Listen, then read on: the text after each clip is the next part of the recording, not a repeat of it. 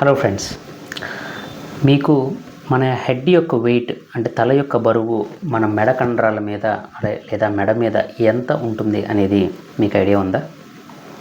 So సుమారుగా ఒక adult యొక్క హెడ్ వెయిట్ జనరల్గా 4.5 to 5 కిలోస్ అని చెప్తారండి.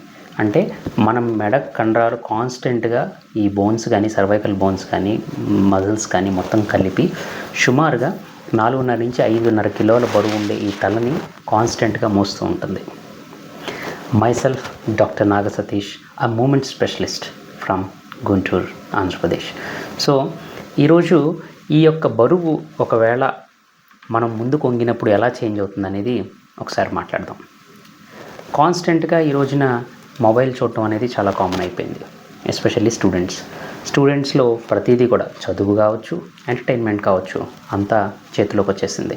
సో వాళ్ళు వాడే ట్యాబ్స్ కానీ మొబైల్స్ కానీ మనం కాన్స్టెంట్గా స్ట్రైట్గా ఉండి ఇలా చూస్తే మన వెయిట్ సెంటర్ ఆఫ్ గ్రావిటీ మన బాడీకి స్ట్రైట్గా ఉంటుంది. కాబట్టి అప్పుడు ఆ లైన్ ఆఫ్ గ్రావిటీ స్ట్రైట్గా పాస్ అయినప్పుడు ఆ 4 to 5 కిలోస్ వెయిటే మనకు మెయింటైన్ అవుతుంది.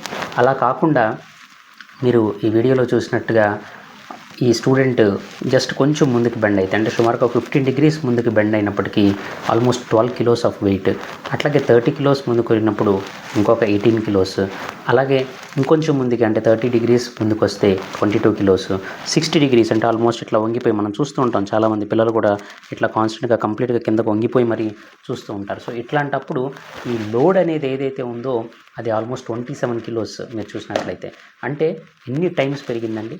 5 కిలోస్ నుంచి 27 కిలోస్. సో ఇంత వెయిట్ మన యొక్క నెక్ యొక్క మజిల్స్ కాన్స్టెంట్గా 1 గంట 2 గంటల పాటు అలాగే ఉండి చూస్తూ ఉంటే ఎంత ఎక్కువగా ఉంటుంది అనేది మనం ఆలోచించవచ్చు. సో దీనివల్ల మరి స్ట్రెయిన్ అవ్వద్దు అంటే అవ్వకుండా ఉంటుందంటారా?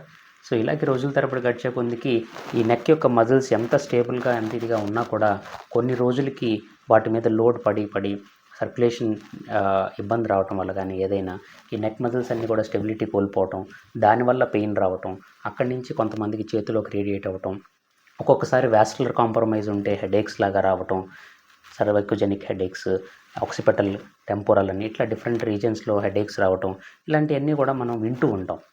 I right? సో ఎందుకంటే ఈ నెక్ యొక్క మజిల్స్ ఆల్మోస్ట్ 20+ మజిల్స్ మన ఇన్ అండ్ అరౌండ్ నెక్ దీన్ని ఈ యొక్క సర్వైకల్ రీజన్ని ఈ యొక్క హెడ్ని సపోర్ట్ చేస్తూ ఉంటాయండి. బ్యాక్ సైడ్ చూసినట్టయితే మీరు మనం బాగా కామన్గా చూస్తూ ఉంటాం, ఈ పార్ట్లో అంతా కూడా పెయిన్ చెప్తూ ఉంటారు. This is the major muscle, trapezius అంటాం.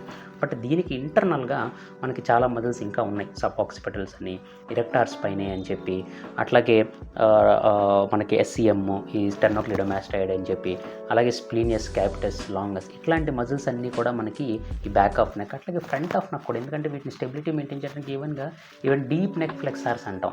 సో సూప్రాహయాడ్, ఇన్ఫ్రాహయాడ్ మజిల్స్, ఈ డీప్లో ఈ నెక్ లోపలికి ఉండే కొన్ని మజిల్స్ కూడా, అంటే లైక్ లాంగస్ క్యాపిటస్, లాంగస్ కోలై.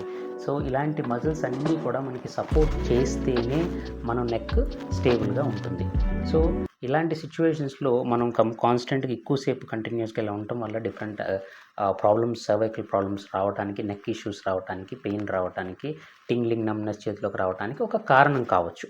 సో ఇంకొంచెం డెప్త్గా మనం కమింగ్ వీడియోస్లో, అంటే దీనికి టెక్స్ట్ నెక్ అని కొంచెం టెక్నికల్గా ఒక పదం వాడుతున్నప్పటికీ కూడా, బట్ వాస్తవంగా ఈ మజిల్స్ యొక్క స్టెబిలిటీ ఎఫెక్ట్ అవటం లాంగ్ టర్మ్లో జరుగుతూ ఉంటుంది.